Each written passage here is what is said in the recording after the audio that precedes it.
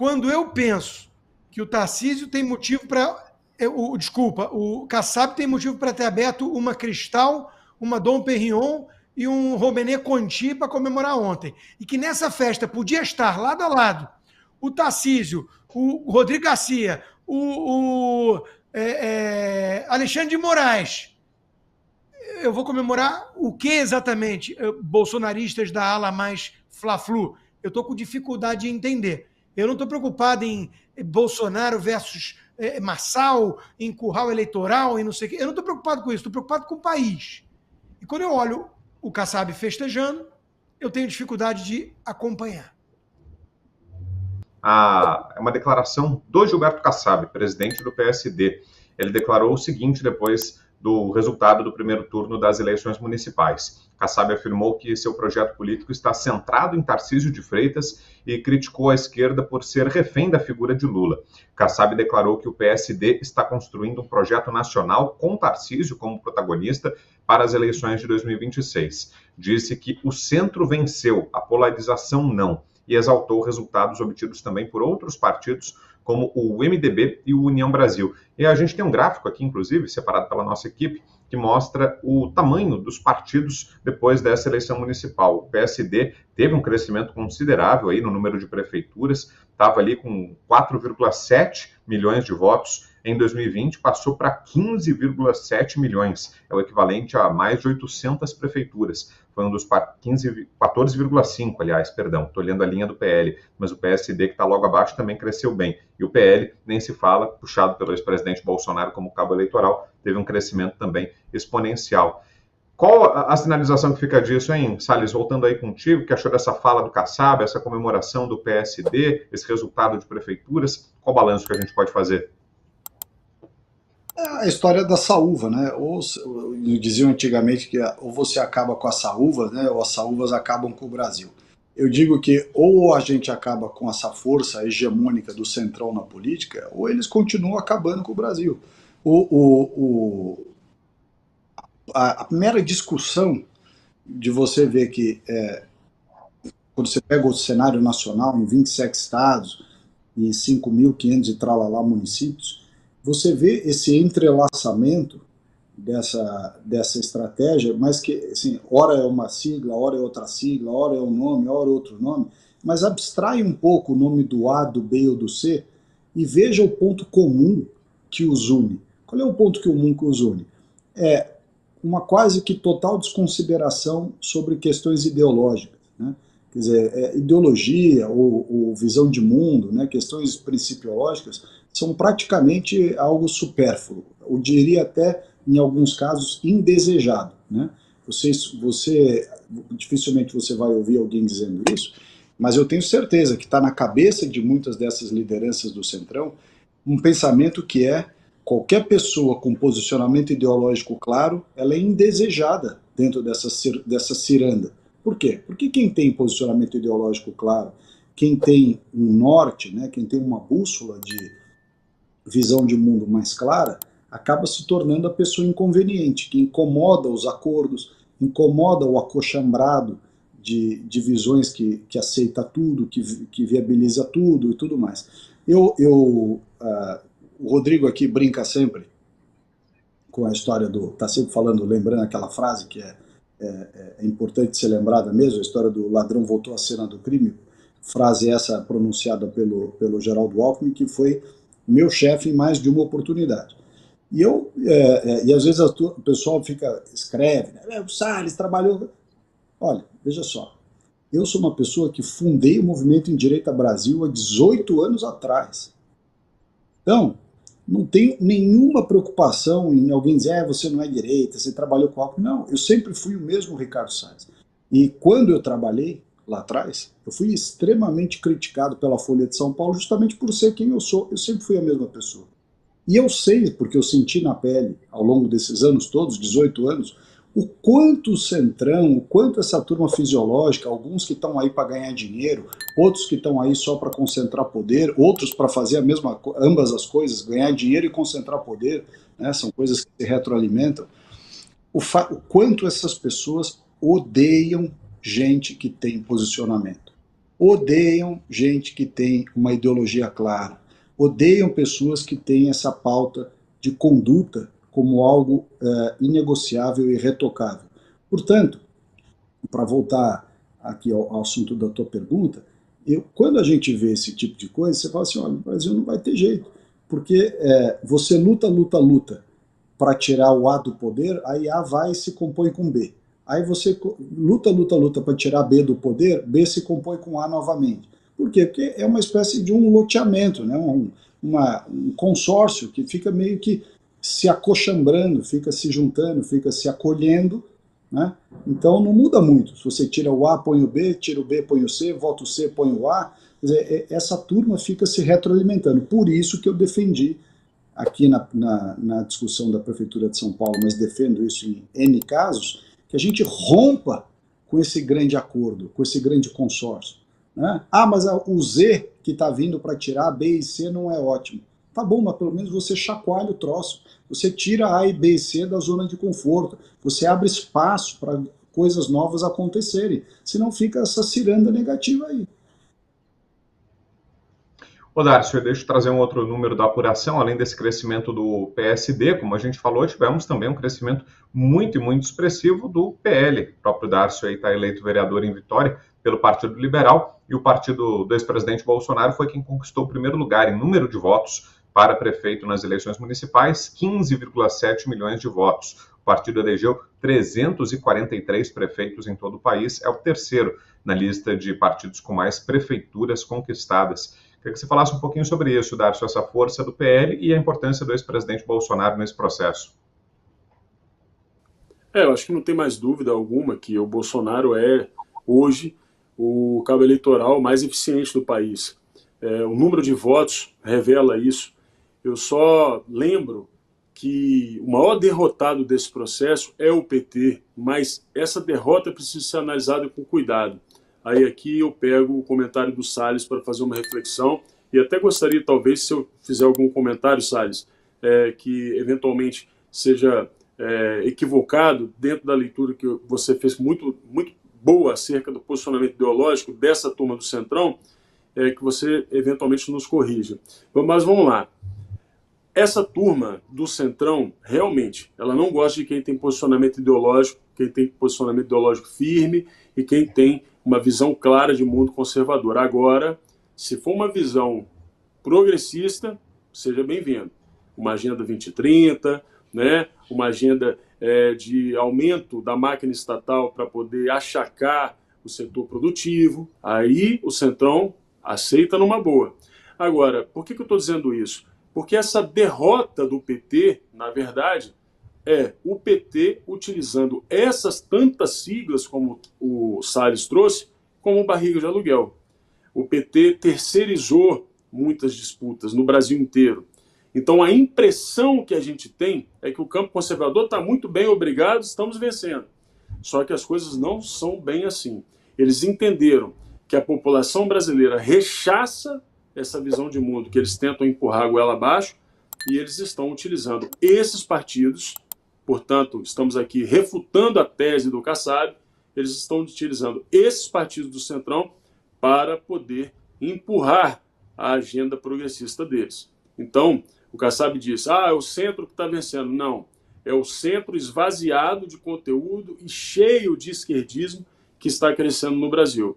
E a gente precisa ficar atento a isso, e é momento, portanto, da gente entender o que está acontecendo para não permitir que em 26 essa turma ganhe força e talvez o país com esse projeto nacional, né, uma frente ampla.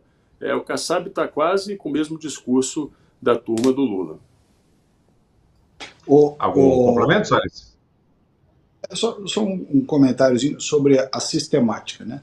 O que isso obviamente não tira o mérito, ao contrário do nosso Darcio aqui, que foi bem votado e nós sempre que vamos enaltecer a eleição dele, mas eu vou abstrair o caso dele e da cidade dele ou do estado dele, vou falar como conceito, né? Qual é o conceito? O conceito é o seguinte, como ele bem colocou, o PT foi lá e inseriu um monte de candidatos, mas não foi só o PT, né? Os partidos de esquerda, os grupos de esquerda, inseriram dentro das legendas tidas como conservadoras, todas elas, né, todas, inseriram os seus próprios candidatos. E aí o que você acaba vendo? Pessoas pelo Brasil inteiro, e eu falo do estado de São Paulo com bastante propriedade, porque eu rodei agora aqui os últimos 60 dias, rodei bastante pelo interior. Você acaba vendo justamente gente que em 2018 e em 2022 estavam contra nós, mas declaradamente contra, com aquelas camisetas ele não, ele nunca, e tal, e condenando para lá e condenando para cá, e junto com o Dória, e junto com isso, com aquilo, você vê essas pessoas vestidas com o paramento dos partidos conservadores que usam a imagem do Bolsonaro, enfim, e puxando voto. E mais, e mais. Nos legislativos, isso acontece de forma ainda mais subrepetícia, porque quem tem voto para puxar voto de legenda, fazer quociente eleitoral, são os candidatos mais conservadores. E aí enfia no meio da legenda um monte de porcaria que é puxado pelos votos dos candidatos de legenda conservadora, de posição conservadora dentro das legendas. Então isso é um problema do nosso sistema, desse voto proporcional de legenda. Quando você vota e você faz muito voto num determinado candidato bom, você puxa dentro daquela lista que não deveria ter deixado o candidato ruim estar lá dentro, você puxa os candidatos ruins. E aí, na hora que você vai conferir como é que eles votam, e aí você pode falar da Câmara dos Deputados, por exemplo, na qual eu faço parte, o Darcio trabalhava lá até recentemente, você vê como votam os caras que foram eleitos nas nossas costas, votam com o governo, votam com o PT, votam com o Lula, de maneira despudorada, escancarada. Né? Mas foram eleitos com os votos de quem? Com os nossos. Porque eles próprios não têm voto. Então, eles se elegem com os nossos votos, mas votam com o PT, votam com o Lula. E mais, pegam as principais posições que envolvem dinheiro, eles não querem os cargos ideológicos que dão dor de cabeça, que colocam esse pessoal no holofote, que é obrigado a se explicar na mídia ou falar. Não, quer andar nas sombras, quer andar na escuridão, quer andar discreto, mas sempre nos cargos, sempre nas posições que envolvem mais dinheiro, mais orçamento, mais emenda, mais verba. Essas sim, essas há interesse. Naquelas que são de discussão ideológica, que dão trabalho, que tem que discutir com o deputado do outro grupo, tem que se expor na mídia, não, essas eles passam longe. Eles querem as posições que lidam com grana, essas sim. Fala, Consta. Pegando o que o Salles e o Dácio disseram, né? Vamos lá, eu fiz essa análise mais cedo hoje. Muita gente comemorando. E tem motivo para comemorar. Digamos assim, o PT levou uma surra, o Lula é um péssimo cabo eleitoral, o Bolsonaro é um bom cabo eleitoral, e por aí vai. O PL cresceu. Só que a gente vai aprofundando a análise. Né? O Dácio já trouxe aqui. O PT foi massacrado mesmo ou usou barriga de aluguel? O PL cresceu, é verdade, mas quantos Dárcios, Zoe Martins ou Pavinatos estavam lá no bolo e quantos são candidatos como o Salles acabou de descrever, da turma do Valdemar, digamos assim, não muito confiáveis do ponto de vista ideológico. Então, a gente vai analisando com um pouco mais de cuidado e sem muita paixão, sem o fígado do Fla-Flu, né? E vai vendo o seguinte, o brasileiro não teve muito motivo para comemorar esse domingo. Não teve, o brasileiro decente, conservador, não teve. O Kassab foi o cara mais feliz no dia. Se o Kassab é o cara mais feliz no dia, eu não posso estar muito feliz. Isso é uma conclusão óbvia. O Kassab meteu quase 900 prefeituras. Ele tá usando como incubadora para o projeto dele o Tarcísio. Mas isso quer dizer o quê? O Kassab está junto com o Lula também no governo federal. Então isso me preocupa. Isso me preocupa. É óbvio que está havendo uma costura aí para a volta do Teatro das Tesouras, a tal direita permitida. A turma vai ter que votar feliz da vida num tucano que elogia o Alexandre de Moraes, fingindo que é um movimento conservador antissistema. Mas não é. Então, de novo, não dá para ficar muito empolgado com o que está acontecendo. Tem alguns fatores aí que dá para tentar enxergar o copo meio cheio, claro. A gente tem que manter a esperança, o otimismo, tem muita gente acordando, mas enquanto esse centrão fisiológico que botou mais de 3.500 municípios para dentro, se somar essa turma. Mais de 3.500. Enquanto essa turma mandar no Brasil, tudo bem, talvez a gente não vá virar a Venezuela, mas também não vai virar uma coisa decente que dê espaço para conservadores. Vai ser, sabe o quê? Talvez o México. O México, o PRI ficou lá 70 anos no poder, um narco-estado, aliás, filha de Beira-Mar venceu no Rio, o Pezão é prefeito de Piraí.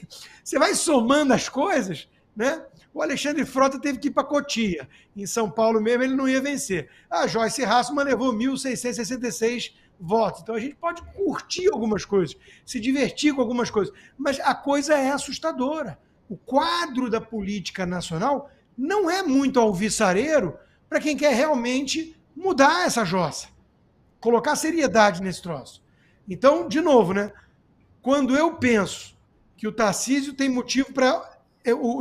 o Kassab tem motivo para ter aberto uma Cristal, uma Dom Perignon e um Robinet Conti para comemorar ontem. E que nessa festa podia estar lado a lado o Tarcísio, o Rodrigo Garcia, o Alexandre de Moraes. Eu vou comemorar o que exatamente? Bolsonaristas da ala mais Fla-Flu. Eu estou com dificuldade de entender. Eu não estou preocupado em Bolsonaro versus Marçal, em curral eleitoral, e não sei o quê. Eu não estou preocupado com isso, estou preocupado com o país. E quando eu olho o Kassab festejando, eu tenho dificuldade de acompanhar. Voltando aqui para a nossa pauta, olha só, saíram as imagens de um caso que aconteceu na sexta-feira, com a eleição municipal no final de semana. Isso acabou passando um pouquinho batido, mas agora foram divulgadas as imagens das câmeras de segurança, e a gente vai trazer para você, daquele caso do furto a um carro do GSI, do Gabinete de Segurança Institucional da Presidência da República. A equipe foi fazer uma varredura na escola em São Bernardo do Campo, onde o Lula vota, na sexta-feira, antes do primeiro turno, e aí, durante essa atividade de varredura, o carro foi reendido e houve um assalto ao carro, repito, do Gabinete de Segurança Institucional da Presidência da República. Tem aí o vídeo, Cláudio? Pode rodar.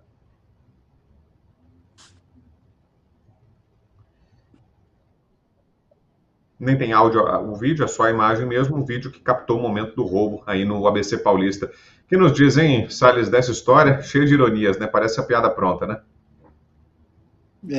Realmente, isso só corrobora aquilo que eu disse, né? É que essa turma não daria golpe nem em assembleia de prédio.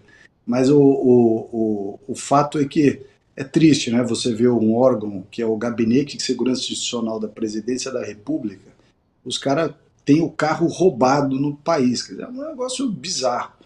Eu acho que a gente precisa, nessas horas aí, fazer uma reflexão, né? A gente tem um sistema do sistema de defesa, GSI, Forças Armadas, etc., super inchado, que gasta de recursos com coisas que não interessam. E naquilo que realmente interessa, naquilo que você precisa ter equipamento, especialização, disposição de enfrentamento e tudo mais, não tem. Enfim, eu já estou cansado de falar esse tipo de coisa, depois os meus amigos são militares me mandam mensagem, me enchendo a paciência, dizendo, você bateu nos milicos, não sei o quê. É que de fato é isso, quer dizer, é piada pronta. Você tem um carro do GSI que está indo fazer a precursora da segurança do presidente da República, e os caras roubam o carro do GSI, quer dizer, é inacreditável um negócio desse. É realmente o que você falou, é piada pronta mesmo. Fala, Darcio. Olha, eu só digo uma coisa, isso prova o que é um governo petista.